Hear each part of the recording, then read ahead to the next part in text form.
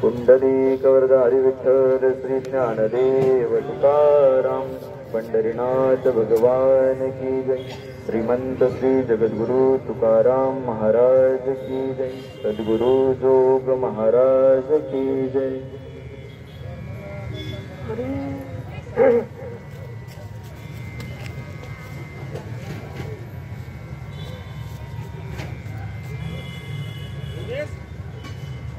पुंडलिक वरदा हरि विठ्ठल श्री ज्ञानदेव तुकाराम पंढरीनाथ भगवान की जय।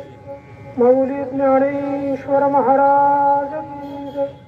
जगद्गुरु तुकाराम महाराज की जय। शांती ब्रह्म एकनाथ महाराज की जय। सद्गुरु जोग महाराज की जय। भाग्य ऐशी झाली जोडी आता घडी नवी संबे विटेवरी समचरण संती खून संगीतली अवघे आता काम सारू हाची करू कैवाड तुका म्हणे खंडू खेपा पुढे पाप पुण्याच्या विटेवरी समचरण संती खून सांगितली महायोग पीठे तटे भीमरथ्यां वरं पुंडरीकाय दातुं मुनीन्द्रैः समागत्य तिष्ठं तमानन्दकन्दं परब्रह्मलिङ्गं भजे पाण्डुरङ्गं अलङ्कापुरी रम्यसुहासनस्थं पदाम्बुजतेजस्फुरदिप्रदेशं विधीन्द्रादिदेवै सदा स्वीयमानं समाधिस्थमूर्तिं भजे ज्ञानदेवं लोकाभिरामं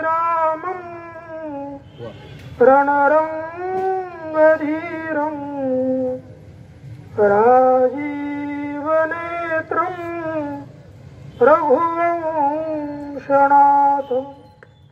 कारुण्यरूपं करुणाकरं श्रीरामचन्द्रं शरणं प्रपद्ये। श्रीरामचन्द्रं शरणं प्रपद्ये।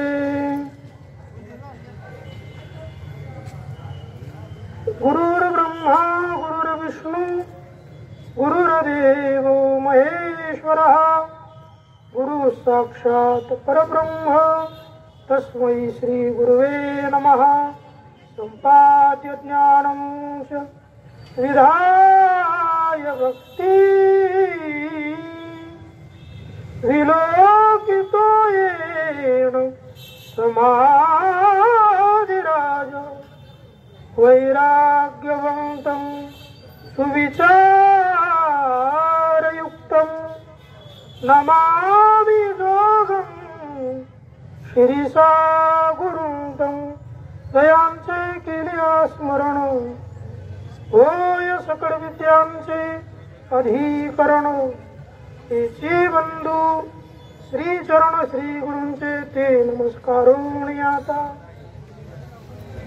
भाग्य ऐशी झाली जोडी आता घडी नवी संगे विटेवरी समचरण संती खून संगीतली हरिशरणम हरिशरणम। अनंत कृपा विभूषित अखिल गुणनिधान रुक्मिणी प्राण संजीवन जगदाधार भगवान श्री पंढरीनाथ पांडुरंग परमात्मा मुक्त कैवल्य तेजोनिधी साधकांचे मायबाप योग्यांची माऊली इंद्रायणी तटक निवासी भगवान श्री संत ज्ञानेश्वर महाराज वैराग्य राज रसिक जगद्गुरु श्री संत तुकाराम महाराज सकल संत मंडळींच्या कृपा आशीर्वादाने भगवान श्री पांडुरंग परमात्म्यांच्या या आषाढी वारीच्या निमित्ताने चालू असणारा हा श्रीमंत श्री जगद्गुरु तुकोबारायांचा तुकाराम महाराजांचा 340वा पालखी सोहळा मुक्काम श्री क्षेत्र देहू हे अखिल संतांचं माहेर असणार, भूवैकुंठ असणार, भगवान पांडुरंग परमात्म्याची नित्य निवास भूमी असणार श्री क्षेत्र पंढरपूर या क्षेत्राला आपण प्रवास करत देहूवरून अकलूज पर्यंत येऊन पोहोचलेलो आहे. आणि आजच्या या मुक्कामावर ही प्रवचनाची सेवा माझ्या वाटेला आली. माझं हे सद्भाग्य आहे. पूजनीय दादांनी आज्ञा केली आणि दादांचा शब्द टाळता येत. मोठ्या माणसांनी दिलेला आपल्याला जे काही शब्द दिला तो टाळायचा नसतो, होईल तशी सेवा करायची. या ठिकाणी अनुभवी ज्येष्ठ श्रेष्ठ महाराज मंडळी तपस्वी ज्यांच्या जीवनात फार मोठी साधना झाली आणि खऱ्या अर्थानं जो या प्रवचनाचा नियम आहे तो नियम पाण्यानं पूर्ण केला. दरवर्षीप्रमाणे याही वर्षी पावसाचं आगमन आपल्या याच्यात झालेलं आहे. मागच्याही वर्षी मला वाटते पांडुरंग महाराज नुकते बसले होते आणि मेघराजाला आगमन लावलं.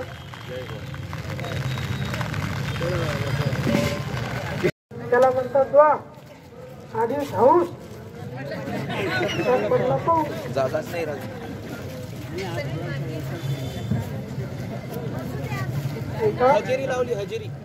हा ते नियम पूर्ण केला ना त्यांनी. जगद्गुरु श्री संत तुकोबारायांच्या या वारीमध्ये आपण सगळेजण वाटचाल करत या मुक्कामापर्यंत पोहोचलो. प्रवचन रूपी सेवेकरता निवडलेला अभंग जगद्गुरु श्री संत तुकाराम महाराजांचा एकविध या प्रकरणामधील अभंग आहे. या अभंगामधून ज्यांच्या जीवनात परमार्थ रूपी महाधन प्राप्त झालेला आहे, ज्या सौभाग्यवान जन्माला आलेले जे भगवंताचे दास आहेत, या सगळ्या दासांशी जगद्गुरु तुकाराम महाराज आपलं मनोगत व्यक्त करतात. अशा प्रकारचा हा अभंग आहे. एकविध प्रकरण म्हटलं या प्रकरणाची विशेषता आहे. भगवान परमात्मा अनन्यतेशिवाय प्राप्त होत नाही. अनन्यता या शब्दाचा अर्थच असा होतो की इतर सर्व आश्रयाचा त्याग करूनच एका भगवंताशी एकरूप होणं. विध या शब्दाचा अर्थ होतो प्रकार, विध असं. एकच प्रकार ज्यांच्या जीवनात ते तुकाराम महाराज आपल्याला त्या एक विधतेचं महत्व आजच्या दिवशी आजच्या प्रवचनातून आजच्या अभंगातून ज्याप्रमाणे स्वरंग सुखनिवासी सद्गुरु प्रातस्मरणीय सद्गुरु जोग महाराज मला बुद्धी देतील तसं चिंतन पाहण्याचा आपण प्रयत्न करू. योगायोगाने आज षष्ठी तिथी आहे आणि आज या षष्ठी तिथीचं महत्व म्हणजे परमपूजनीय प्रातस्मरणीय मृदंग महर्षी श्री गुरु वैद्य बाबा यांचं आज पुण्यस्मरण आहे. बाबांची आज पुण्यतिथी आहे. आजच्याच दिवशी पूजनीय श्री वैद्य बाबांनी आपली ही इहलोकाची यात्रा संपवली. भगवान श्री पांडुरंग परमात्म्याच्या स्वरूपात एकत्रित झाले. तो आजचा हा धन्य असणारा दिवस काय आहे. ज्या महात्म्यांची आज पुण्यतिथी आहे ते म्हणजे श्री गुरु वैद्य बाबा आहे. वैद्य बाबा ही सामान्य मूर्ती नव्हती महाराज. आम्हाला त्यांना प्रत्यक्ष पाहण्याचा योग नाही आला. ज्या संत महात्म्यांनी ज्या अनुभवी ज्येष्ठ श्रेष्ठ गुरुवर मंडळींनी बाबांची संगती लावली त्यांच्या चरणावर मी कोटी कोटी वेळा नतमस्तक होतो की ज्यांना बाबांना पाहण्याचा योग आला. त्यांनी बाबांचा मृदंग ऐकला, त्यांनी बाबाकडे गीता शिकली, व्याकरणाचे पाठ शिकले असे भाग्यवान माणसं, असे भाग्यवान महात्मे या ठिकाणी समोर बसलेले आहेत. अलौकिक एक वैद्य बाबा म्हणजे एक आगळं वेगळं ज्यांचं जीवन आज संपूर्ण महाराष्ट्रच नाही, महाराष्ट्राच्या बाहेर सुद्धा जो मृदंगाचा नाद आपल्या कानावर येतो, तो मृदंग म्हणजे आपल्या वैद्यबाबाची देण, वैद्यबाबाची देण. असे असणारे श्री गुरु बाबांचं पुण्यस्मरण, पुण्यतिथी. संत महात्मे ज्या तिथीला येतात ती तिथीही धन्य आहे, आणि ज्या तिथीवर या जगाचा निरोप घेतात ती तिथीही धन्य आहे, म्हणून त्याला पुण्यतिथी म्हणतात. त्याचे अनेक विध कारण आहेत. पण काय आपल्या या स्वानंद सुखनिवासी सद्गुरू जोग महाराज वारकरी शिक्षण संस्थेची परंपरा ठरली, आणि त्या परंपरेचं उल्लंघन, त्या मर्यादेचं उल्लंघन आतापर्यंत, आता हा जो काही काळ आहे हा जवळपास 17 मध्ये शताब्दी वर्ष झालं, 105-6 वर्ष होऊन गेले. आपल्या सर्व जे काही गुरुवर्य मंडळींची जी काही आपली परंपरा आहे, या सगळ्या परंपरेचं संत महात्म्यांकडून किंवा आपल्या गुरुवर्यांकडून त्याचं त्या मर्यादेचं उल्लंघन कधी झालं? प्रातस्मरणीय गुरुवर्य श्री शांतीब्रह्म मास्टर कुरेकर गुरुवर्य बाबांनी सांगितलं, ज्या वर्षी वारी चुकली त्या पुढच्या वारीला हे गुरुवर्य महात्मे आपल्या डोळ्याने दिसले. हे मग प्रातस्मरणीय श्री गुरु लक्ष्मण महाराज असतील, प्रातस्मरणीय श्री गुरु गुरुवर्य मार्तोबा गुरु असतील. हो, हा तर काळ खूप जुना आहे, त्यावेळेस आपला जन्मही नसेल, पण आपल्या देखत मूर्तिमंत उदाहरण जे श्री गुरु वैद्यबाबा आहेत. प्रस्थानच्या काही दिवसा अगोदर पूर्वीच बाबांची नेमकी तब्येत बिघडली. तब्येत बिघडल्यानंतर बाबांना हॉस्पिटलमध्ये ऍडमिट करण्यात आलं. काय ज्ञानोबारायांचे ओव्या आहेत महाराज, ज्ञानोबारायांच्या ओव्या सांगणं वेगळं आणि ज्ञानोबारायांच्या ओव्या जगणं वेगळं. ज्ञानोबारायांच्या ओव्या तुम्ही आम्ही सांगतो, म्हणजे गुरुवर्य महात्मे ज्ञानोबारायांच्या ओव्या जगतात महाराज. संतांचे शब्द, आपलं जे बोलणं आहे आपण त्या शब्दावर अनुवाद करतो, अजून ते शब्द आपल्यापर्यंत उतरले नाही. गुरुवर्य महात्मे संत महात्मे हे ते ओव्या जगतात. प्रस्थानच्या दिवशी त्या वेळेस बाबांना हॉस्पिटलमध्ये ऍडमिट करण्यात आलं. बाबांनी त्यांच्या आयुष्यात कधी प्रस्थान तुकोबारायांचं चुकलं, कधीच चुकलं. बाबा धडपड करायचे, मला सोडा, मला प्रस्थानला जाऊ द्या, माझा आतापर्यंत कधी निष्ठेने मोडला नाही, आम्ही ही सेवा निष्ठेनं आयुष्यभर केली, बा आम्हाला असं पडावं लागलं. त्यांना त्या गोष्टीचं दुःख वाटत होतं. मग कोणातरी एका नर्सनं बाबांना फक्त असं हात लावला. हात लावल्याबरोबर बाबांनी अशी लात मारली, कडाक्याचा झटका मारला, ते जवळ नाही होते. ही ओवी काय आहे? जन्मतेने प्रसंगे श्रीदेह शिवने अंगे, हेतुनी जन्म आगवे सोडे.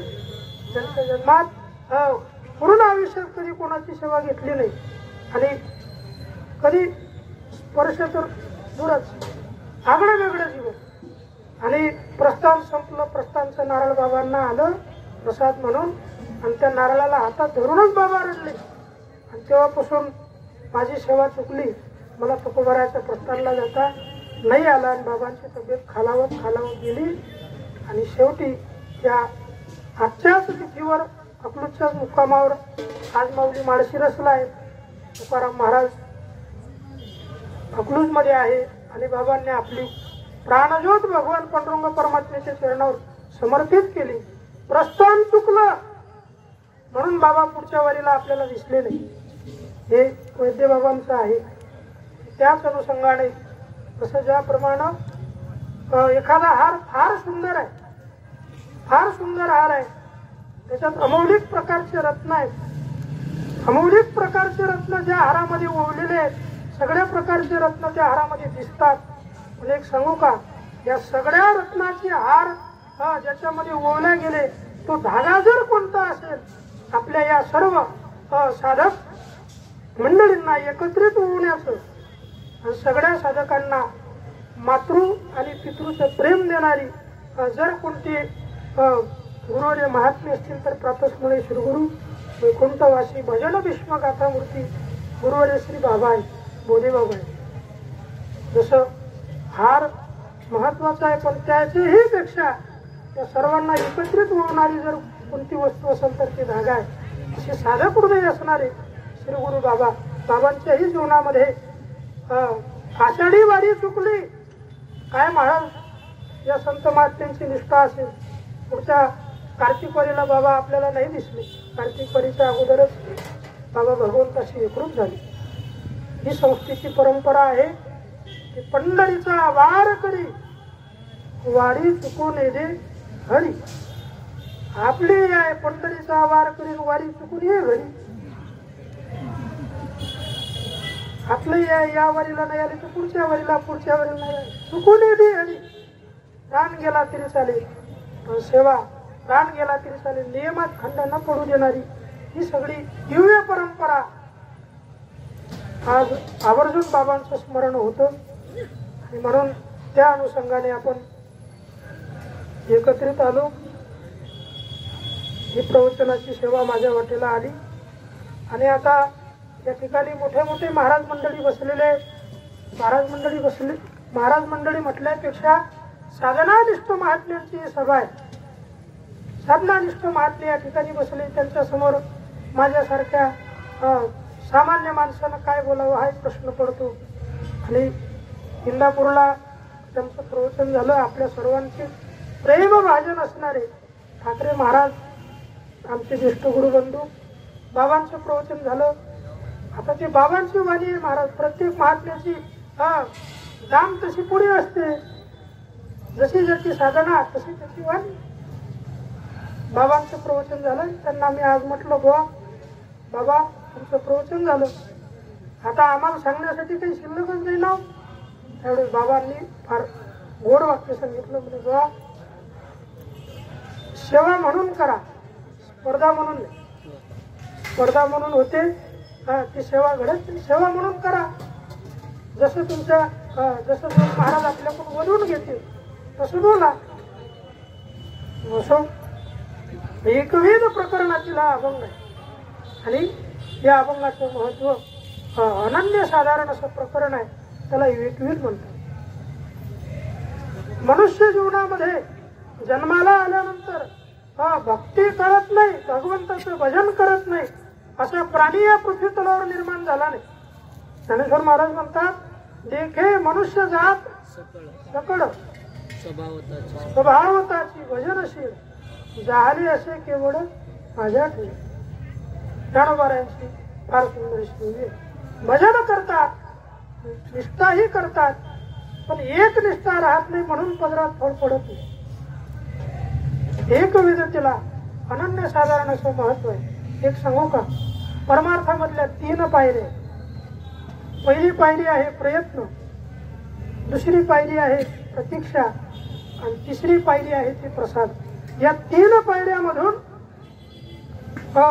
प्रपंचही सफल होत असतो याच पायऱ्यांनी आणि परमार्थही सफल होतो याच पायऱ्यांनी. पण आता अनुभवामध्ये फरक आहे. प्रपंचातले अनुभव याची त्याला कमी पडत नाही त्याची याला कमी पडत नाही. संत महात्म्यांचे मात्र एकसारखा अनुभव केवळ आणि केवळ परमार्थात पाहिला जाईल. त्यातले पहिले आहे प्रयत्न, दुसरे आहे प्रतीक्षा आणि तिसरा आहे तो म्हणजे प्रसाद. हे सगळं विविध सांगण्यासाठी प्रयत्न करावे लागतात. सहजासहजी परमार्थात काही मिळत नाही महाराज. परमार्थात प्राप्त करण्यासाठी आयुष्यभर जन्मजन्मांतरापर्यंत त्याच साधना करत राहावं लागतं. त्या भगवंताशी एकरूप व्हावं लागतं. त्याच्याशी निष्ठेनं त्याची सेवा करावी लागते आणि त्यावेळेस मात्र पद प्राप्त होतं. एक सांगू का व्यवहारातलं सामान्य पद प्राप्त होण्यासाठी फार मोठा त्याग करावा लागतो. उदाहरण सांगतो. लग्न होत असताना लग्नामध्ये काय काय असतात नवरी नवरदेव असतात. आणखी काय असतात? वीण असते, व्याही असते. आता आमची विदर्भाची भाषा आहे, तुम्हाला कळेल का नाही कळेल. आणखी काय असतात? काही लांडग्या असतात, कोल्या असतात, कुत्रे नाही बरं, परवले असतात. आणि तदनंतर महत्वाचं म्हणजे एक मानाचं हे म्हणजे वरमाय असते बघा. आता हे विशेष करून महिलांसाठी दृष्टांत आहे, कारण ते काही सामान्य राहिले नाही. आता त्या मुख्यमंत्र्याच्या लाडक्या बहिणी झालेल्या आहेत. आणि मोठ्या माणसाचं वर्णन केलं पाहिजे बुवा, काही सामान्य आहे का? वरमाय या एका शब्दासाठी स्त्रीला आपलं संपूर्ण आयुष्य समर्पित करावं लागतं. एकच दिवस आहे, किती दिवसचं पद आहे, काही 5 वर्ष आहे का? नाही. लग्नाच्या दिवस पुरतं पद प्राप्त होण्यासाठी त्या स्त्रीला काय काय त्याग जीवनात करावं लागतं, थोडंफार काही नाही. जन्म एका ठिकाणी आहे आणि नंतर आपलं घर सोडून, आपले आई वडील सोडून सासरवाडीत यावं लागतं. माहीत नसतं, तिथल्या लोकांचा स्वभाव माहीत नाही, गाव माहीत नाही, घराणं कसं आहे माहीत नाही. आताचा काळ वेगळा आहे, पूर्वीचा काळ फार वेगळा होता. पूर्वीच्या काळात लग्नामधला सर्वात गंभीर क्षण जर कोणता असेल तर तो गंभीर क्षण म्हणजे ज्या वेळेस मुलीची आपण बोलवणूक करत होतो त्यावेळेस सगळेच रडायचे. आता मात्र ती पद्धत राहिली नाही. नवरदेवाच्या आधी काही काही मुली गाडीत जाऊन बसताना आम्ही पाहिलं, चाल बाबा हान पटकन. म्हणजे सांगण्याचा भाग असा, आपल्या वडिलाचं कुळ सोडून सांडवून या पुढे दोन्ही प्रिया अशी अनुसरे कामिनी द्वंद्व त्यागी स्वचिंतनी पडली जायची. आपल्या वडिलाचं घर सोडून सासरवाडीत यायचं आणि मग आल्यानंतर एका दिवसात पद प्राप्त नाही होत. सासू सासरे पूर्ण घराण्याची सेवा करत, मग मुलगा होईल, मुलगा झाल्यानंतर त्याचं संगोपन करायचं, त्याला शिकवायचं आणि त्याच्या लग्नात म्हणजे हा सगळा प्रवास करता करता स्त्रीचं अर्ध जीवन निघून जाते एका पदासाठी. मायका महाराज, प्रपंचातला एक पद प्राप्त करण्यासाठी जर अर्ध आयुष्य निघून जात असेल तर भगवान परमात्मा प्राप्त करण्यासाठी तर काही सहजासहजी प्राप्त होणार आहे नाही. अनेकविध प्रयत्न करावे लागतात आणि नुसतं प्रयत्न करून चालत नाही, त्याची प्रतीक्षा करावी लागते. संत महात्म्यांनी आयुष्यभर साधना केली, वाट पाहिली भगवंताची. वाटुली पाहता सुनले नयन, देवाची दर्शनाची, भगवान परमात्म्याच्या कृपेसाठी सतत वाट पाहावी लागते. त्यावेळेस मग मात्र कोण्या तरी एका जन्माचे शेवटी कृपाळवा पोटी येईल. काय तुकोबारायांचे पद आहे महाराज, काय तुकोबारायांचे अभंग आहेत. कोण्या तरी एका जन्माच्या शेवटी मग मात्र भगवान परमात्मा आपल्याला जवळ करत असतो. नारद महामुनींचा एक फार सुंदर दृष्टांत आहे. भगवान परमात्म्याची भक्ती करत असताना कशी प्रतीक्षा असावी, देवाची भक्ती करत असताना, साधना करत असताना. कारण आपण या ठिकाणी बहुतांश महाराज मंडळी आहेत, सर्वसामान्य प्रापंचिक लोक आहेत आणि सर्वांच्या मनात एक प्रश्न निर्माण होतो की आपण दरवर्षी वारी करतो, दरवर्षी देवाच्या भेटीला जातो, पण अजूनपर्यंत काही भगवंताची आपल्याला काय झाली नाही, अनुभूती आली नाही. अजूनपर्यंत कधी भगवंताचा साक्षात्कार आपल्या जीवनात झाला नाही. अजून कधी ज्या पदावर ज्ञानोबाराया पोहोचले, ज्या पदावर जगद्गुरु श्री संत तुकाराम महाराज पोहोचले, तुकोबाराया पोहोचले, त्याची तर कधी आपल्याला अनुभूती आली. त्या पदाची अनुभूती येण्यासाठी या प्रश्नाचे तोडकं मोडकं उत्तर म्हणूनच उदाहरण सांगतो. नारदजी भगवंताचं भजन करत, हातामध्ये चिपड्या आहेत, गळ्यामध्ये विणा आहे, मुखामध्ये नाम आहे, भजन करत नारायण नारायण म्हणत म्हणत नारदजी एका ठिकाणी फिरून जात होते. फिरता फिरता चिंचेच्या झाडाखाली एक महात्मा बसलेला होता. तो महात्मा भगवंताचं मोठ्या आवडीनं भजन करत होता.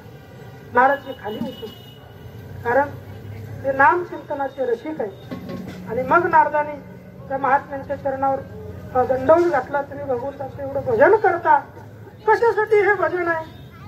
कारण आहे भगवंताचं भजन सगळेच देवासाठी करत असतील असंही नाही. तुकोबार ज्या पदावर तुकोबाराया पोहोचले, ज्या पदावर पूजनीय श्री गुरु बाबा पोहोचले, त्यांच्या भजनाची एक निष्ठा होती. आणि त्यांच्या भजनाची निष्ठा एकच होती.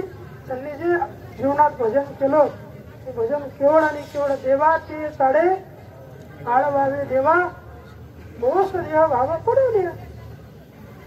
त्याचं समर्पित होण्यासाठी त्यांचं भजन आहे. म्हणत मला भजन करायचंय. माझं हे जे भजन आहे हे भगवंताची भेट होण्यासाठी आहे. मला देवानी दर्शन द्यावं, भगवंताची अनुभूती प्राप्त व्हावी, भगवंताच्या स्वरूपात लीन होण्यासाठी माझा हा नामचिंतनाचा तास. नारदानं सांगितलं म्हणे महाराज किती वर्ष झाले म्हणे मलाही आठवत नाही. या चिंचेच्या झाडाखाली मी किती वर्षापासून तपश्चर्या करतो, हे माझ्या हातून भजन घडतं याची मलाही स्फूर्ती नाही. नारदाचं अंतःकरण गदगद झालं आणि नारदाला असं वाटलं की आपण यांचा हा निरोप देवापर्यंत पोहोचव. म्हणून नारदजी लगेच क्षीरसागरात गेले. भगवान परमात्मा झोपलेले होते. देवानी नारदाचं स्वागत केलं. म्हणे नारदा कसं काय आले, एवढ्या जल येण्याचं कारण काय? ते म्हणून 6ला प्रवचन संपवायचं आहे म्हणून मी लवकर आलो म्हणे. काय कारण?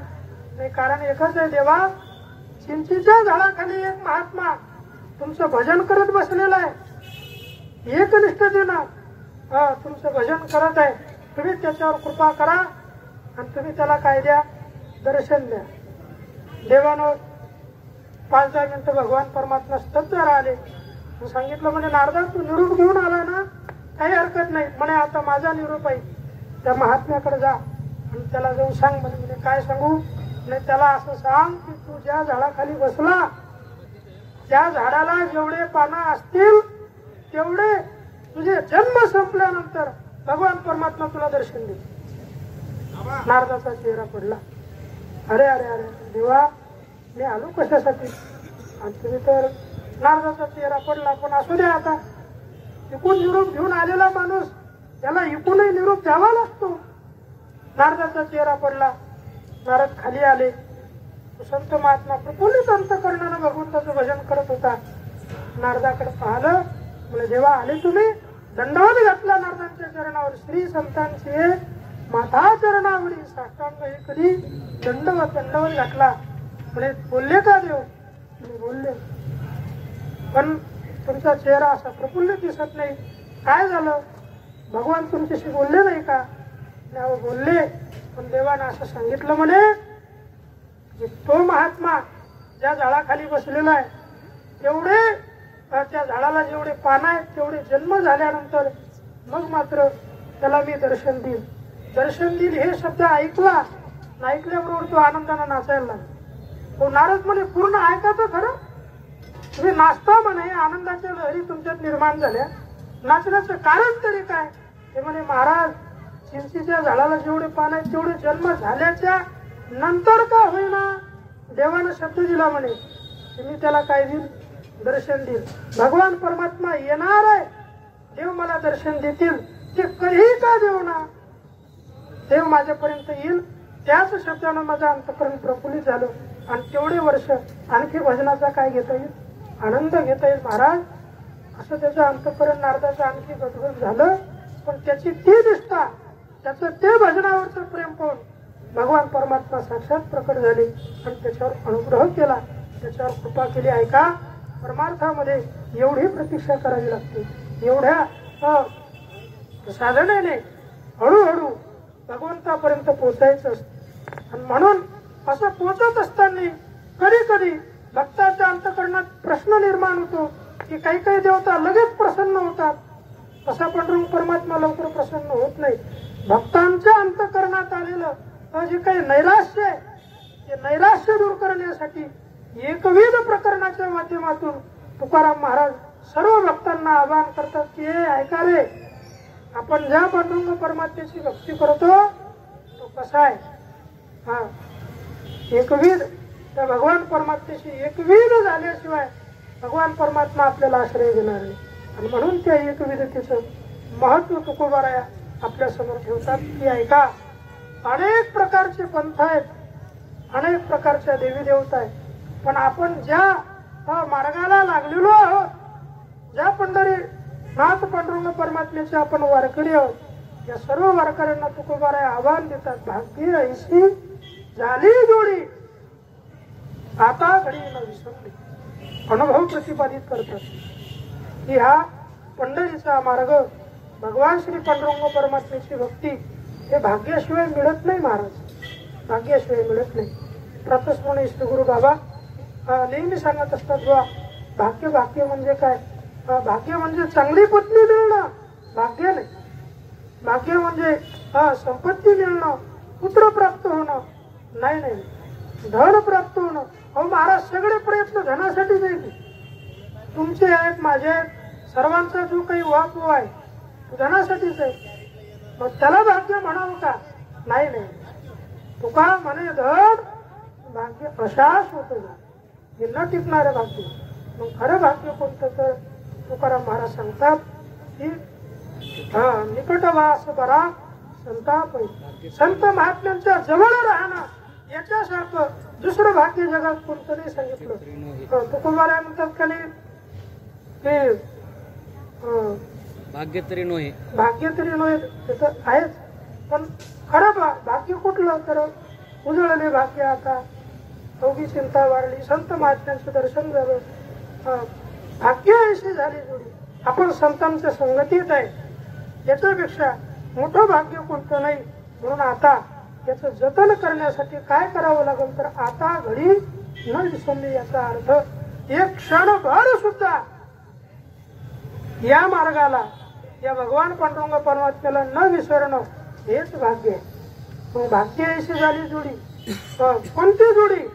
तर आता घडी न विसरली म्हणजे भगवान परमात्म्याचं सतत चिंतन होणं हेच जगातलं मोठं भाग्य आहे. अनेक विध संत महात्म्यांचं भाग्य भाग्य कशाला म्हणतात? किंवा भागवत ग्रंथामध्ये आता अनेक विविध प्रकारचे महात्मे या ठिकाणी भागवताचे सुंदर असं चिंतन करणारे, अध्ययन करणारे, अध्यापन करणारे, शिकवणारे महाराज मंडळी आहेत. जीवनात खरी संपत्ती कुठली आणि विपत्ती कोणती? तर विपत्ती ते आहे की सगळं आहे पण भगवंताचं भजन नाही, ही विपत्ती आहे. आणि काहीच नाही पण देवाचं भजन आहे, हे संपत्ती, हे संपत्ती आहे. संत महात्म्यांच्या जीवनात अनुकूल प्रतिकूल या सगळ्या परिस्थिती आल्या, पण या सगळ्या परिस्थितींमध्ये संत महात्म्यांच्या जीवनात जर कोणती एक वस्तू असेल तर ती भगवंताचं नाम चिंतन. पांडवांच्या जीवनात अनेक विध संकट आले, स्वतःचं राज्य टाकून 14 वर्ष 12 वर्ष अज्ञातवास, वनवास, 1 वर्षाचा अज्ञातवास, एवढं सगळं दुःख भोगलं पण भगवंताचं भजन नाही सोडलं. कारण ज्याला हे समजलं की जगात भगवंताच्या नामाची किंवा नाम साधना रूपी संपत्ती किंवा नाम साधनेचा आश्रय ज्याच्या जीवनात झाला, त्याच्या जीवनात इतर कोणती साधना करायचं शिल्लक राहत नाही. आणि त्याच्या जीवनात कितीकही मोठं विघ्न आलं तर भगवान परमात्मा मात्र त्याचं निश्चितप्रमाणे पाणी केल्याशिवाय राहत.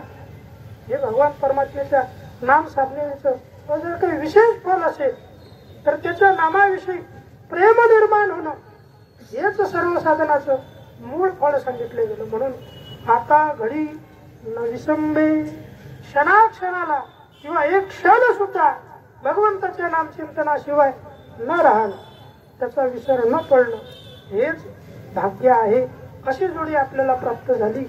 मग महाराज भगवंताचं भजन एका क्षणालाही न विसरणं असे संत महात्मे, असे दिव्य साधू महात्मे होऊन गेले की या संत महात्म्यांनी एक क्षण सुद्धा नामचिंतना व्यतिरिक्त वाया नाही जाऊ दिला. नाम साधनेशिवाय एक क्षण आयुष्यातला वाया जाऊ नये.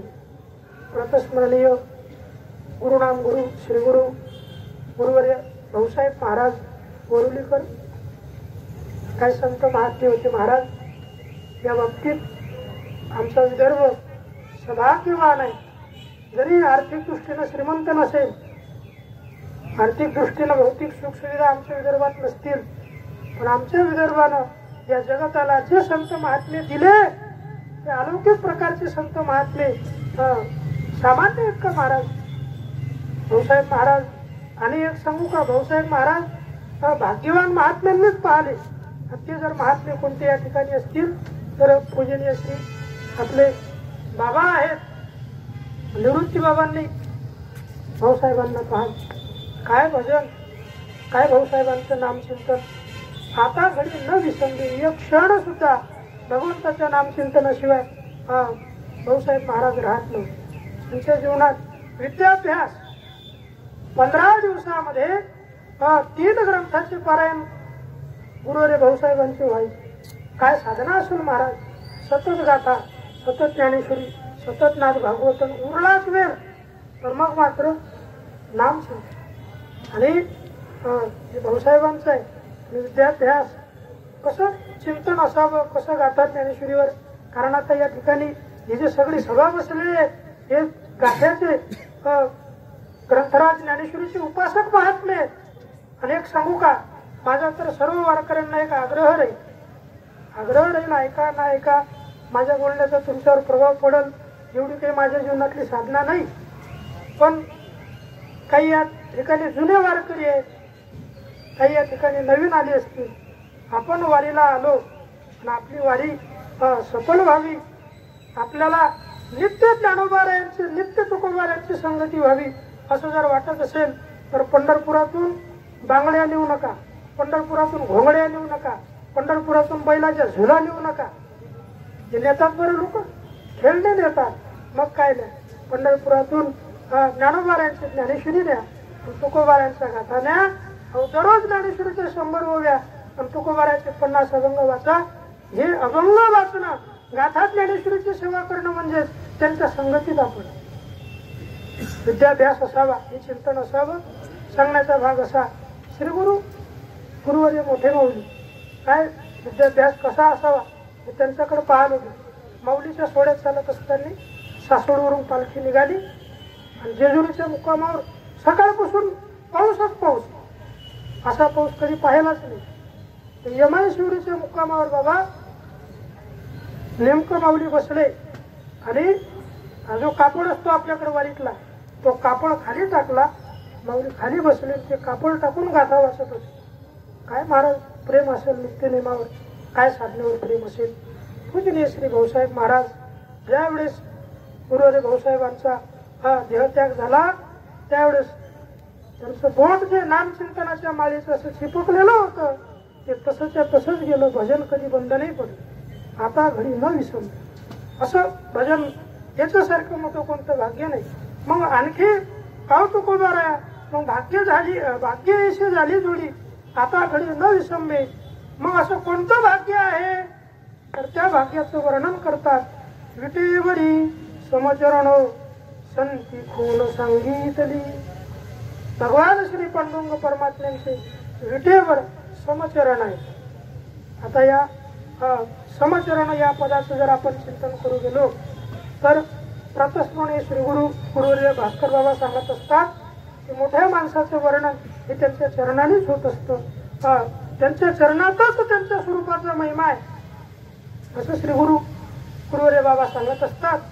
विटेवरी समचरण असं म्हणण्याचं कारण काय, नुसते समचरण नाही तर विटेवर समचरणही आहे आणि विटेवर समदृष्टी आहे.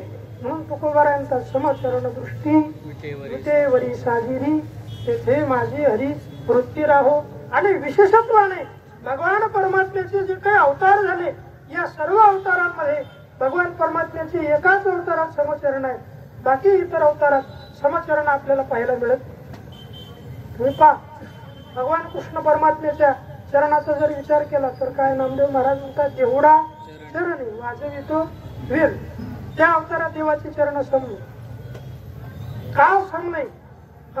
रामचंद्र प्रभूंच्या अवतारात पहा, एक पाऊल मागाय एक पाऊल पुढे, तेही अवतारात भगवंताची चरण सम नाही काय नाही.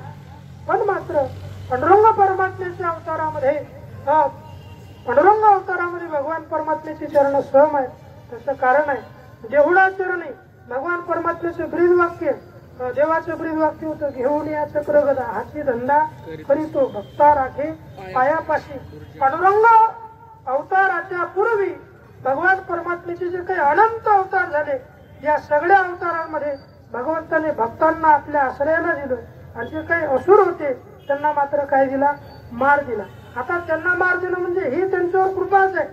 पण पंढरीनाथ पांडुरंग परमात्म्याच्या पांडुरंग अवताराचं विशेषत्व आहे.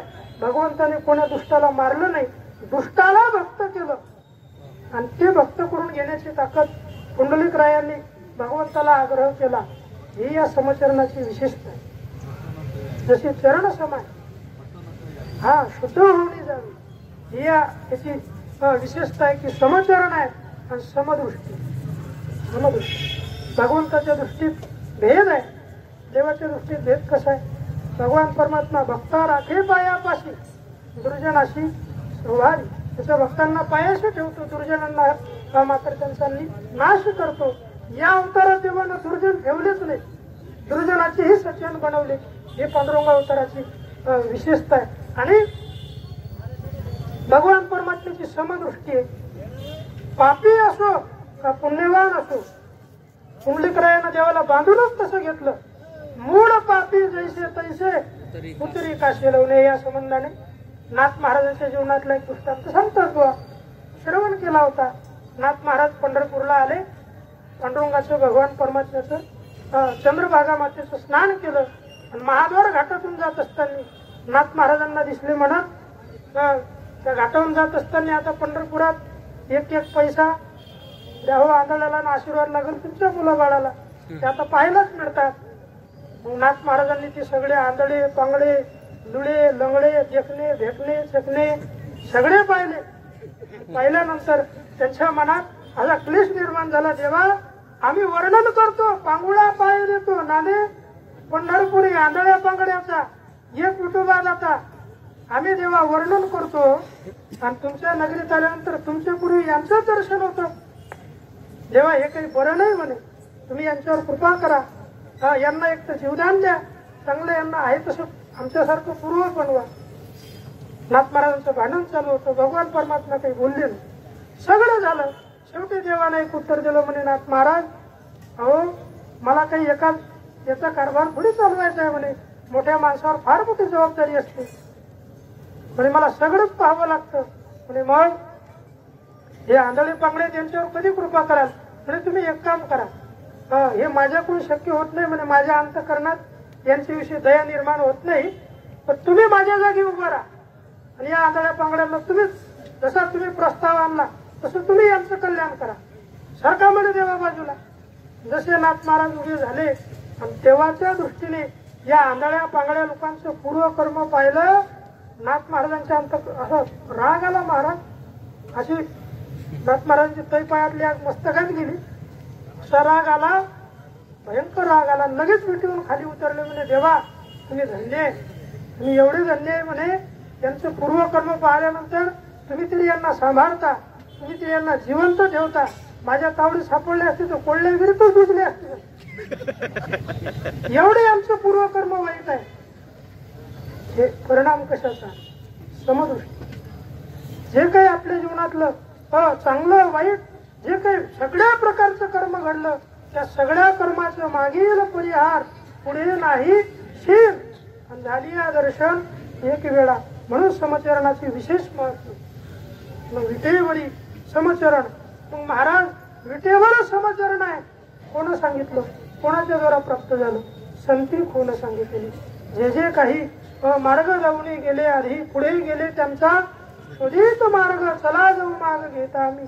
हे जे काही सगळे संत महात्मे आहेत, या संत महात्म्यांनी आपल्याला भगवान परमात्म्यापर्यंत त्याचं वर्णन, त्याच्या स्वरूपाचा महिमा जे काही सगळं आहे ते भगवान परमात्म्याने तिथपर्यंत पोहोचवलं. मग महाराज आता त्या भगवंताची भक्ती कशी करायची, त्या भगवंताची भक्ती कोण करावी, अशी दोन पद तिसऱ्या चरणात येतात. तर कोण भगवंताची भक्ती विटेवरी समचरण संती कोण सांगितली, कोण देवाचा आश्रय करावा, तर अवघे आता काम सरू. अवघे या पदाला जे जे काही सगळे आहेत, सगळेच यारे यारे लहान थोर याची बोलते नारी नर काम सर्व. याचा अर्थ सर्वस्व प्रपंचाची काहीशी आसक्ती सोडून भगवान परमात्म्याची हाची करू कैवार. त्याच भगवान परमात्म्याची अनन्यतेनं भगवान परमात्म्याची सेवा करू. मग या सेवेची फलश्रुती काय? या सेवेची फलश्रुती एकच आहे. तुका म्हणे खंडू खेपा पुढे पाप पुण्याच्या पुन्हा जन्म पुन्हा मरण, या खेपा चुकवण्यासाठी ही साधना करावी लागेल. म्हणून तुकाराम महाराज सांगतात विटेवरी समचरण संती खून सांगितली. मग आता हे भाग्य कोणतं तर त्या भगवान परमात्म्याशी एकरूप होणं हेच आपल्या जीवनातलं भाग्य आहे. बोलता बोलता मेघराजाचं आगमन झालं. पुन्हा त्यानं सांगितलं की ठराविक वेळ दिला होता बुवा, जास्त आगो बोलू नका. म्हणून पुन्हा मेघराजा आलेले आहे. पुढे हरिपाठ आहे आणि एक धावतं वेडवाकडं बोलण्याचा प्रयत्न केला. किंवा श्रुती संत सज्जन नागोपांचं विनम्रतेनं तुमच्या चरणावर नतमस्तक होतो.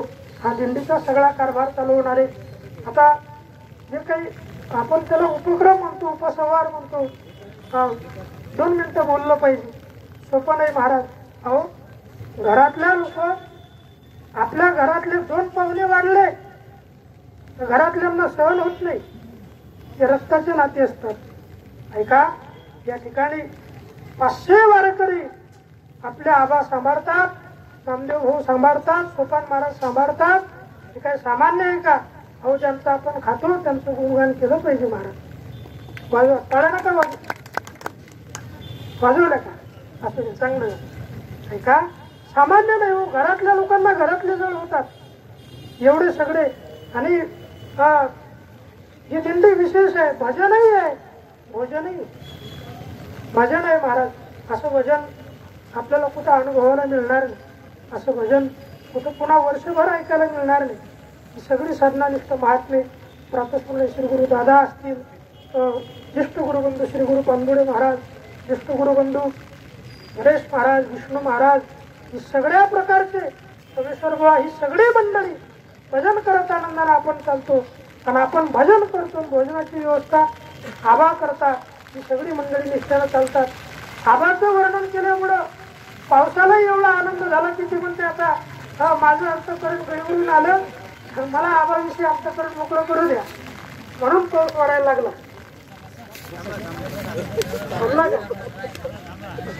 सुंदर अशा प्रकारची सगळी व्यवस्थापक मंडळी आपली सेवा करतात.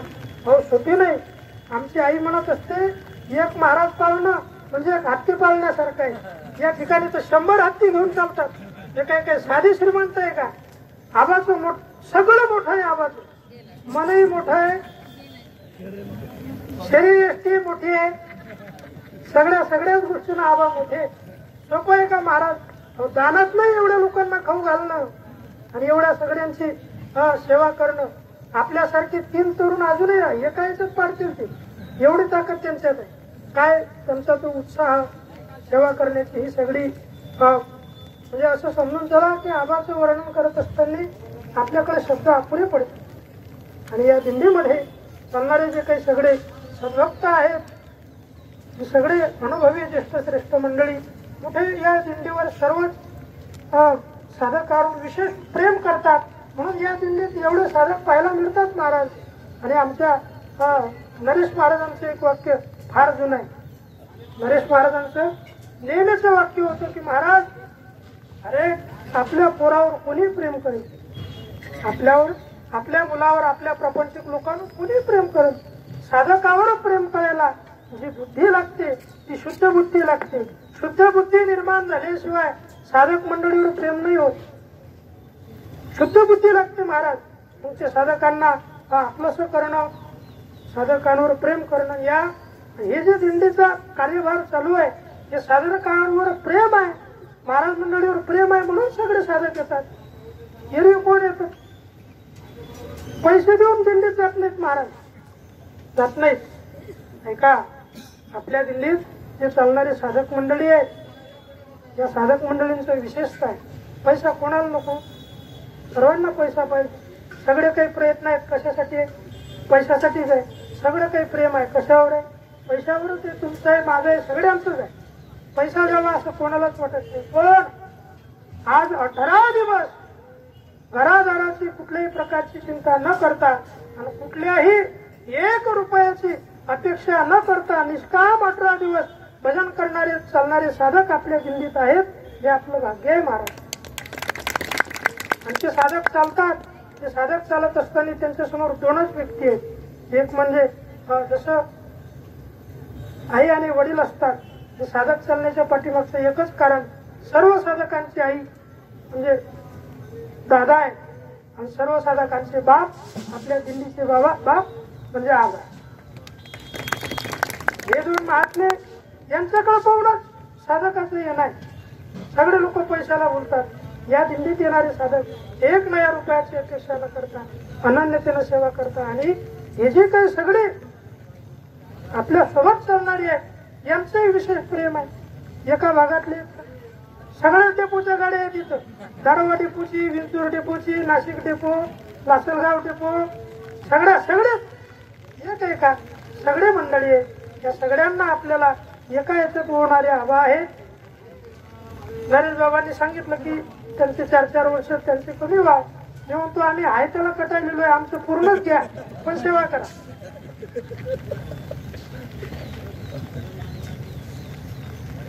सो वाढता बोलत ढसाळ गेलो. नाही बोलता बराच वेळ आपला निघून गेला. यथामती याचा अवकाश चिंतन करण्याचा प्रयत्न केला. जे काही बरोबर असेल ते स्वानंद सुखनिवासी सद्गुरू जोग महाराज संस्थापित प्रातस्मरणी श्री गुरु शांतीब्रह्म मारुती बाबा कुरेकर, प्रातस्मरणी श्री गुरु गुरुनाम गुरु वैकुंठवासी गुरुवर्य श्री गुरु बोधे बाबा, प्रातस्मरणी श्री गुरु कदम माऊली गुरुवर्य उल्हास बाबा, प्रातस्मरणी श्री गुरु मुखेकर बाबा. जे काही बरोबर असेल ते सगळं माझ्या गुरुवर्यांचं आहे. चुकीचं असेल तर ते माझ्या बुद्धीचे दोष. बोलता जर माझ्याकडून काही चुकलं असेल तर तुमचं लेकरू म्हणून माफ करा. ज्याले 3 आहे त्याने मला 4थं समजा, ज्याले 2 आहे त्याने 3रं समजा, ज्याले एकही नसेल तुम्ही मला दत्तक घ्या, तुमचं मानावर करून द्या. पुनश्च एकदा सर्वांचे आभार मानतो. आणि आज श्री गुरु वैद्य बाबांची पुण्यतिथी आहे. बाबांचे अगणित उपकार आपल्यावर आहेत. त्या उपकारातून उतरही आपल्याला होता येणार नाही. म्हणून 2 मिनिटं बाबाचे भजन करत होते त्याचं स्मरण करू आणि आपण आपलं हे लांबलेलं प्रवचन या ठिकाणी समर्पित करू. विठ्ठल विठ्ठल विठ्ठल हरी ज्ञानदेव तुकाराम, ज्ञानदेव तुकाराम, ज्ञानदेव तुकाराम, ज्ञानदेव तुकाराम, ज्ञानदेव तुकाराम,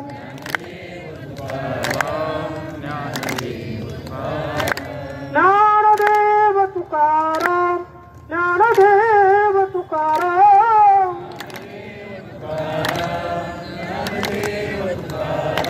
ज्ञानदेव तुकाराम, ज्ञानदेव तुकाराम, ज्ञानदेव तुकाराम, ज्ञानदेव तुकाराम, ज्ञानदेव तुकाराम, ज्ञानदेव तुकाराम, ज्ञानदेव तुकाराम, ज्ञानदेव तुकाराम, कुंडलिक वरदान विठ्ठल श्री ज्ञानदेव पंढरीनाथ भगवान की, माऊली ज्ञानेश्वर महाराज, सद्गुरु जोग महाराज.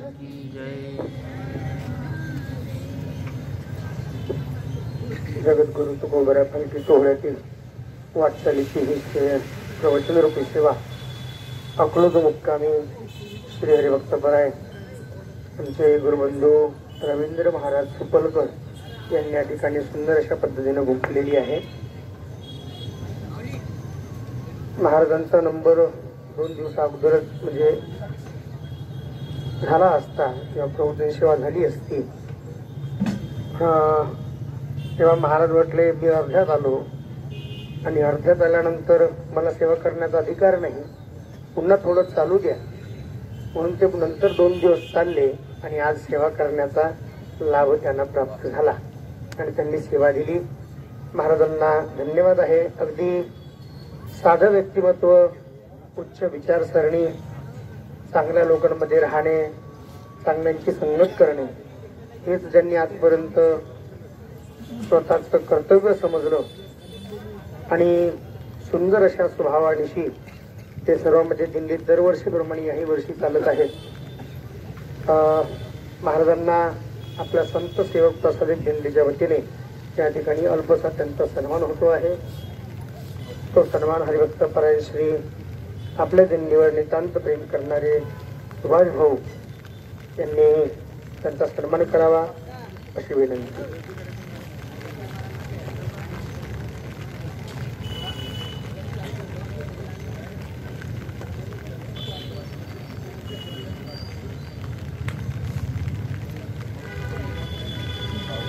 पंढरी गुरुधारी विठ्ठल श्री ज्ञानदेव तुकाराम पंढरीनाथ भगवान की, माऊली ज्ञानेश्वर महाराज की, जगद्गुरु तुकाराम महाराज की जय.